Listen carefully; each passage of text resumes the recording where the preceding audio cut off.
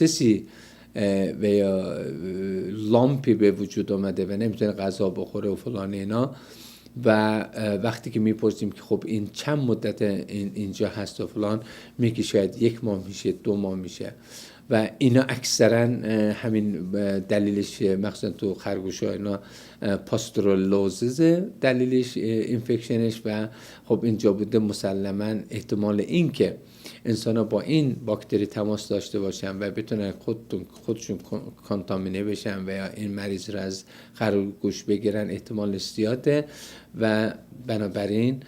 اگه همچین چیزی دیدین دیگه 1 هفته 2 هفته 1 ماه 2 ماه منتظر نشین، در اولین فرصت به دکتر دامپزشک مراجعه کنین، چون که راه درمانش هست و نتیجه خوبی هم گرفته میشه. یکی از چیزهای مریضیای دیگر ایویان کلامیدیوزیس هست که اینم یک بیماری باکتریال هست که خب از پرنده ها به انسان ها انتقال میکنه. حتی اونایی که پرنده های کوچک تو خونه دارن اگه مبتلا باشن میتونه به انسان ها این مریضی رو انتقال کنه. خب میدونی که بعضیا خیلی خوششون میاد اونایی که پرنده دارن، این پرنداشون میاد روی دوششون میشینه، بوسشون میکنه و یا گاهگدار لب به لب میدن و یا گاهگدار شنیدیم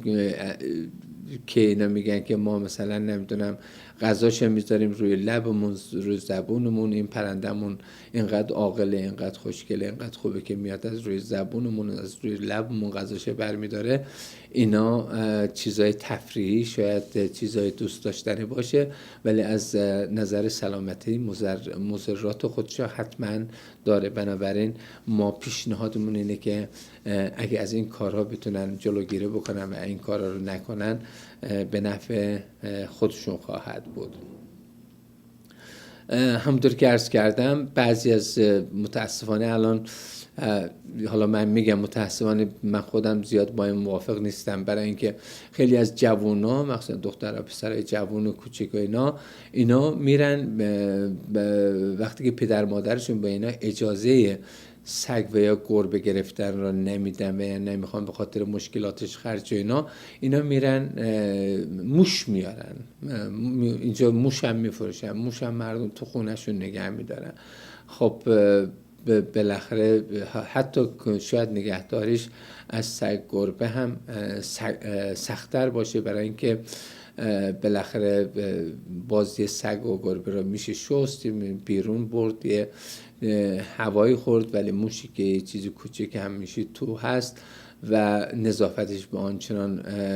مرتب نیست. متاسفانه خب این میتونه خیلی از مشکلات رو برای این مخصوصا بچه‌ها اکثرا با اینا بازی میکنن، توی زیر لباسشون میذارن، روی گردنشون میذارن، مرتب اینا رو بوس میکنن. اینا چیزایی به نظر من از نظر بهداشتی خوب نیست. همونطوری که من میخوام روی نکته مجددا تکیه کنم که هدف من دوست نداشتن حیوانات و یا نیاوردن اینطور چیزا نیست. هدف من رعایت بهداشت و سلامتی است. یکی دیگر از مریضی‌ها سالمونلوزیس هست که حتما زیاد میشنوین. اینم در واقع مریضی است که از غذا، در واقع از حیوانات به غذا انتقال پیدا میکنه و از پت و کت و گربه میتونین اینا رو بگیرین و نتیجهش هم همونطور که عرض کردم ناراحتی معده و روده هست که به اون صورت خودشون نشون میده و گاهگداری هم خب این طور چیزا در حد اگه یک شخص به این مبتلا باشه شاید زیاد مهم نباشه، 2 نفر باشه شاید مبتلا نباشه. این موقعی مهمه که در واقع اینا رو آوتبریک میگن، یعنی شما بارا اتفاق افتاده که رفتین و یا شنیدین که در یک شهر و یا محل و یا منطقه 20 نفر 30 نفر 40 نفر بستری شدن و ناراحتی معده و روده دارن و بعد اینا متوجه شدن که این 20 نفر 30 نفر 40 نفر از یک رستوران به خصوصی غذا خوردن و یا از یا آب به خصوصی جایی که آب به خصوصی میفروخته مصرف کردن، یعنی اینکه اون آب و اون غذا و اون رستوران مبتلا به همچین باکتری بوده که اینا رو مریض کرده و اگه اینا متوجه نشن، جلوگیری نکنن، خب مسلما افراد بیشتر دیگری هم در این مورد به خاطر همین مریض خواهد شد. مریضی دیگر باکتریال تتانوس هست که همونطوری که میدونیم میخی چیزی پا میره و یا چیزی که زنگ زده هست، خب این باکتری به بدن میره و تو پوست، زیر پوست زخم ایجاد میکنه که باید حتما به این توجه کرد و این در این حال میتونه از حیوانات هم به انسان سرایت بکنه از طریق تماس با زخم و اینا، و یا اینکه اگر مدفوش حتی آلوده باشه و شما پا برهنه باشین و یا با دستتون طوری با این تماس گرفته باشه، میتونه انسان‌ها را آلوده کنه. تولریمیا باز این هم یک مریضی است که خب اونا که گربه دارن و خرگوش دارن تو خونشون، از طریق باز آب دهن و تماس و اینا میتونه به انسان ها سرایت کنه که حتما این باید رعایت بشه. و سعی میکنیم که این مقدار سریعتر روی اینا چیز کنیم. بعد بیماری های هستن که ریکتسیال میگن و یا اینا یه خانواده از باکتریایی هستن که ارگانیسمایی هستن که به انسان میتونن مریضی بدن. مهمترین اینا آناپلازموزیس یک مریضی هست که از طریق سگ و گربه میتونه به انسان سرایت کنه و اینا بیشتر توی جوینت ها و یا توی ماسل انسان ها میتونن ناراحتی ایجاد کنن و حتی بعضی موقع به نرو هم میتونن صدمه بزنن که دردناک هست و خب شاید جلوگیریش هم به این سادگی نباشه. یه سری بیماری‌های هستن که اینا رو فانگل میگن، یعنی بیماری‌های قارچی. باز اینم خیلی رایج است تو اونایی که تو خونهشون پت نگه می‌دارن. متاسفانه ما همیشه موقعی که صحبت میکنیم با صاحبای اونه که سگ گربه دارن میپرسیم خب شما از چندگاه میشونیم و یا کجا میخوابه و یا آیا ملافه، تختی، دوشکی جایی داره که این بیشتر همونجا میخوابه استفاده میکنه و آیا شسته میشه یا نه. متاسفانه جوابای زیاد خوبی نمیگیره. من مثلا یکی که زیر شکم سگش همش مریضی قارچی بود، وقتی ازش صحبت میکردم این کجا میخوابه و فلان اینا، گفت مثلا دوشک خودشو داره. گفتم خب آیا ملافه هم داره و شسته میشه فلان؟ میگفت که نه. گفتم خب حالا من از شما بپرسم این آخرین باری که این دوشکش شسته شده کی بود؟ گفت که من خجالت میکشم بگم. و گفتم نه مسئله خجالت نیست، مثلا خب برای من مهمه که ببینم که چرا اینطوری شده. گفت راستش بخوای 5 ساله که من این سگا دارم و این دوشکا دارم و این موقع شسته نشده. خب گفت که من معذرت میخوام و حتما این کارو میکنم. بنابراین این یه چیز انوایرمنت هلتی نیست که شما فکرشو بکنید که این سگ برای 5 سال رو همون دوشک خوابیده بلند شده و زیر شکمش زخم شده، فانگوس بود و یا قارچ بود. خب این اهالی خانواده که حتی اخیراً بچه کوچک و یا نوه هم داشتن، این به این سگ دست میزنه، دوشک دست میزنه، خب نتیجه است خب مسلماً زیاد خوشایند نیست.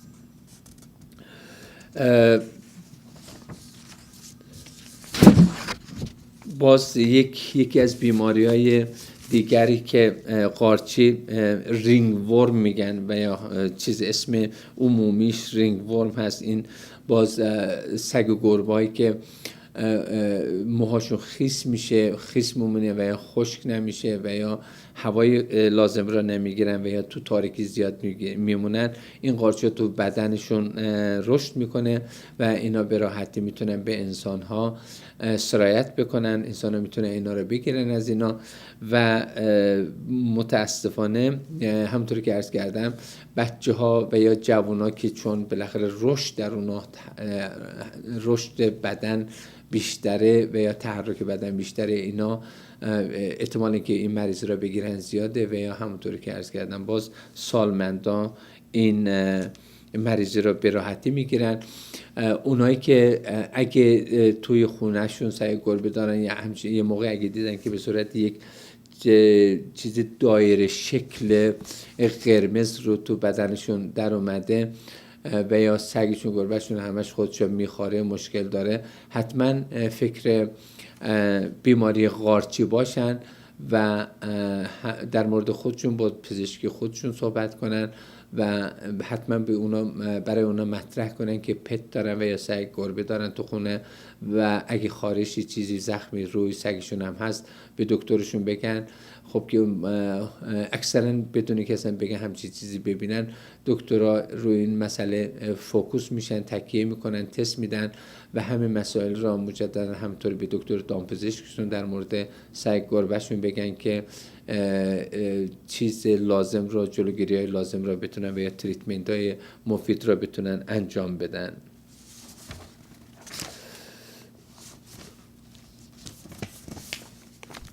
من همونطوری که عرض کردم دیگه از این 200 سعی میکنم که دیگه مهمترین هاشا و یا اونه که زیاد رایجه و یا بیشتر از ما میپرسن تو مطرح کنم که بشه که برای یک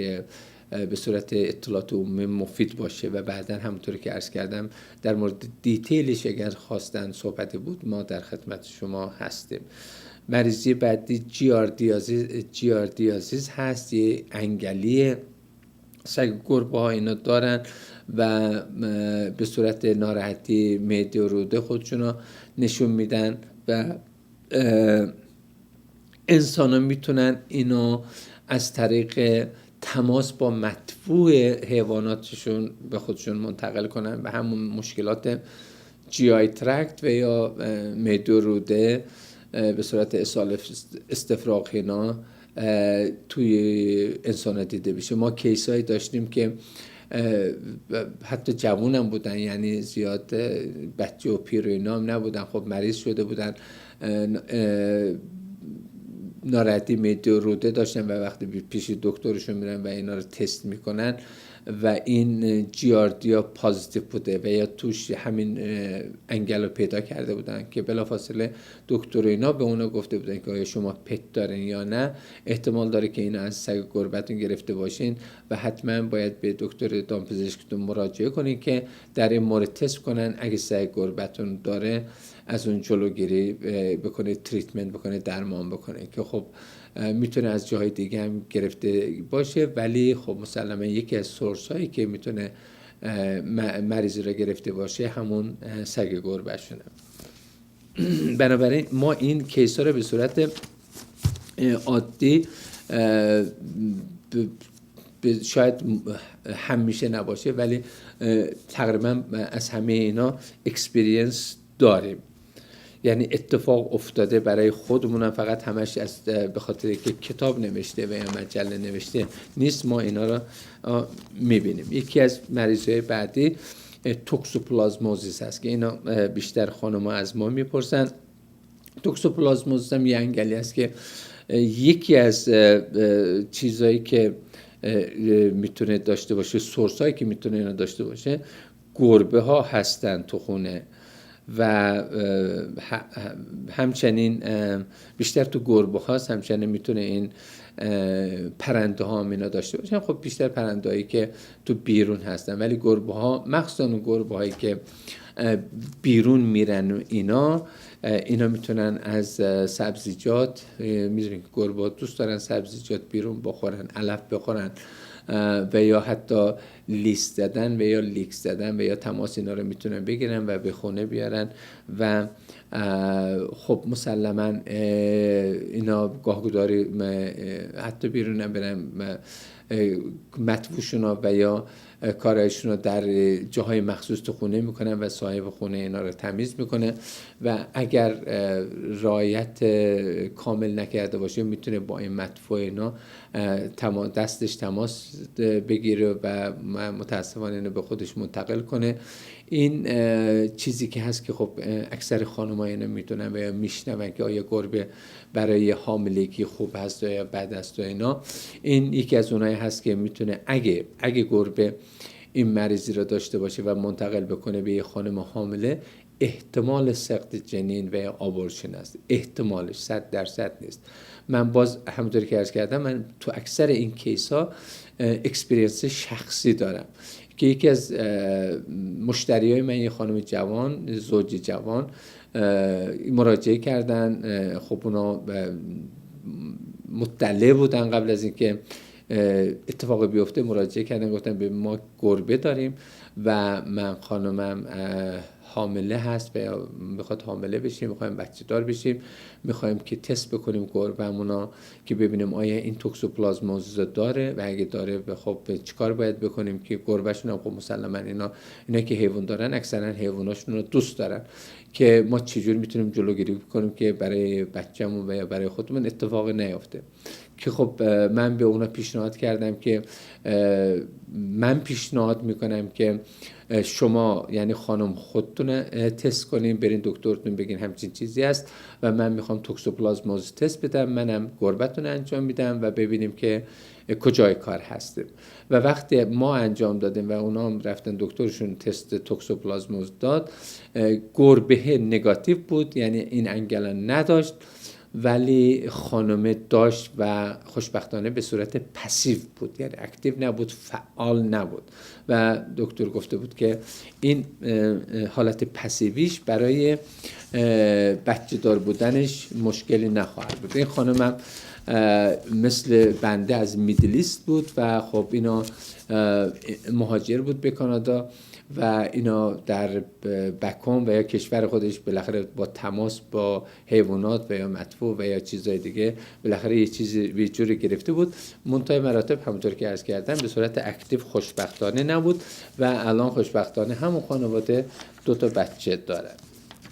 که اینم خیلی مهمه که وقتی که شما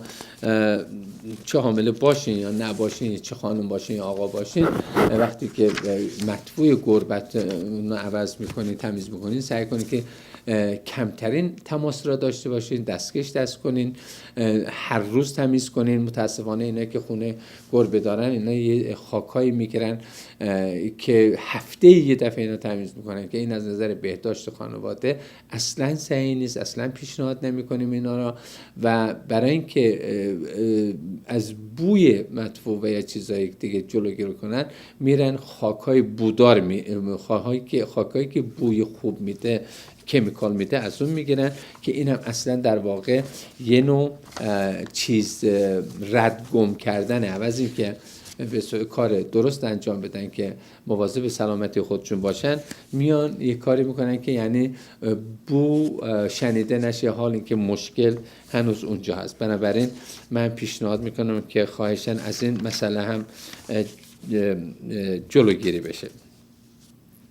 من سعی میکنم که زیاد وقت نداریم، سعی میکنم که سریع یه چند تا مریضی دیگر را هم خدمتتون عرض کنم. خب یه سری انگلو هستن که تو بدن سگ زندگی میکنن، هستن گاهگداری خب اینا ایمیونیتی دارن، به صورت مریضی خودشون رو نشون نمیدن و گاهگداری هم چه بسا که اینا خودشون رو به صورت مریض نشون میدن. متاسفانه اکثر مشتریای ماها موقعی مریضشون رو میارن که مریضه، در حالی که ما همیشه پیشنهاد میکنیم که برای پرونشن، برای تدبیر، برای جلوگیری قبل از اینکه مریض بشن بیاری که ما به شما اطلاعات کافی و یا داروی کافی بدیم که حیوانتون مریض نشه، که خب مسلماً پرونشن و جلوگیری از مریضی راحت‌تر و ارزانتر از اینه که یک مریضی را تداوی کرد. و اگر این سگ گربت این انگل داشته باشه، مخصوصا سگ ها، اونایی که خب معذرت میخوام میرن بیرون مدفون میکنن فلان اینا، خب ما توصیه میکنیم و بنده توصیه میکنم که اینا هر موقع از بیرون میان حتما دستکش بپوشین، زیر دومشو بشورین و نگاه کنین که یه چیزی چسبیده باشه، مدفوع نچسبیده و خوش نشده باشه. اینا متاسفانه میان رو فرش میشینن، روی صندلی و یا مبل میشینن و یا رو انسان ها میشینن و بالاخره مدفوع با شلوار لباس دست این انسان ها تماس پیدا میکنه و اینا میتونن این انگل ها رو بگیرن. یه سری از این انگل ها هستن که حتی از طریق پوست میتونن پنتریت کنن، یعنی وارد بدن بشن. هیچ احتیاجی نیست که از طریق دست و دهان باشه و بنابراین باید حتما نهایت درجه دقت تا تو این مسائل نشون بدن. خب مسلما اگه موردی بود میتونن با ما تماس بگیرن و خوشبختانه الان به قدر کافی همه چی اطلاعات هست که واقعا من به خودم اینو نمیتونم بقبولونم که در یه موردی کم بیارم و بگم که نمیدونستم چجوریه. خب اگه نمیدونستم خب مسلما که خیلی چیزا رو نمیدونم، ولی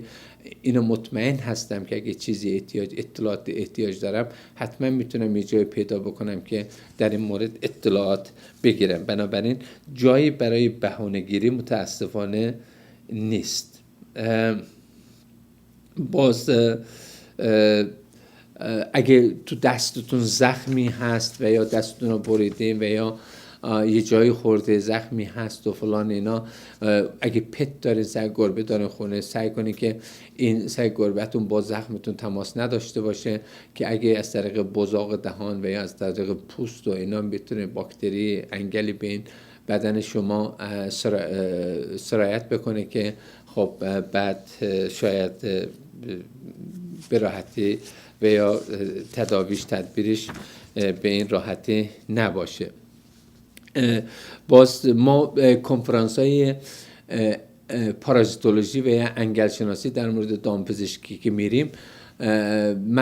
برای من چندین بار اتفاق افتاده که اینا اکثرا به ما اسلاید های پاتولوژی انسان ها رو نشون میدن، یعنی به ما نشون میدن که این انگل از پوست انسان رسوب کرده به انسان، وارد بدن انسان شده به صورت زخم دارک بلک و یا زخم، چند زخم تو پشتش و یا رو پاش، رو دستش و یا به ما نشون میدن که تو اسلایداشون نشون میدن که بعضی از این انگل ها حتی از طریق کنتاکت و یا آب و بزاق اینا میتونه به چشم وارد بشه که اصلا آدم شاید به نظرش نرسه و به ما نشون میدن که این اسلایدهاشون که این چشم تقریبا کاتاراکت شده، کور شده، سفید شده به خاطر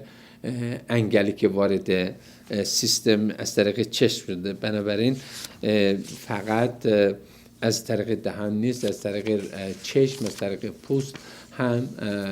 احتمال داره که ما بتونیم از دور و بریامون انگل رو بگیریم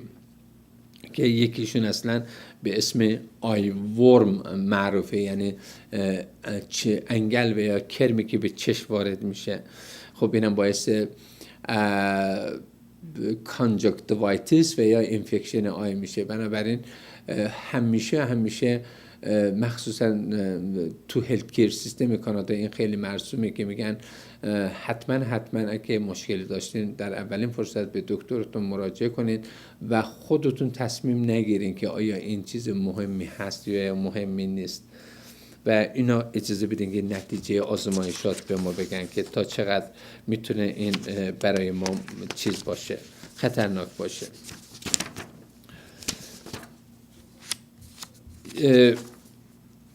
مریضی‌های دیگری که به صورت طبقه بندی خانوادگی همونطوری که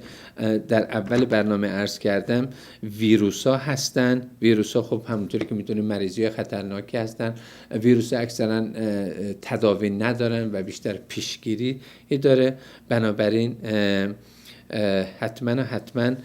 باید پیشگیری کرد، چون که تداویشون سخته. من چند تا اساسیشو خدمت شما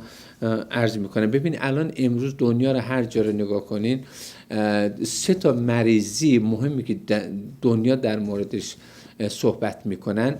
یکیش همین ابولا هست که در آفریقای جنوبی میشه، آفریقای غربی هست که الان دیگه تمام دنیا به تلاطم افتادن که بالاخره از طریق ترافلینگ و اینا میتونن همین بیمار را به کشورهای دیگه، مناطق دیگه ببرن. ابولا از طریق یک خفاش به انسان ها سرایت میکنه و متاسفانه الان تقریبا دنیا را به یک تلاطم به خصوصی در آورده. 3 تا مریضی اساسی که الان همه جا صحبتش هست که هر 3 تا اینا از طریق حیوانات به انسان ها انتقال پیدا میکنه. یکی مرس هست، همون یک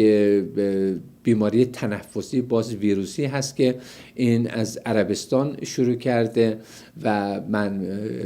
میخواستم که امیدوارم که وقت میذاشتم در این مورد صحبت کنم، مخصوصا در دوران زمان حج. کسایی که به مکه تشریف میبرن، خب میدونید که مکه جایی هست که و یا اون قسمت چیز حج عمومی موقعی هست که تقریبا حدود تا اونجایی گفته میشه 3 میلیون نفر از تمام دنیا به اونجا میان. خب ببینید که این 3 میلیون نفر چه چیزایی میتونن به هم دیگه انتقال پیدا بکنن و این مرس تقریبا الان تا اونجایی که میگن تمام کشورهای عربی کیس های پیدا شده، حتی در ایران هم این پیدا شده. خب ما امیدواریم که یکی از مشکلات ما و یا اون چیزایی که ما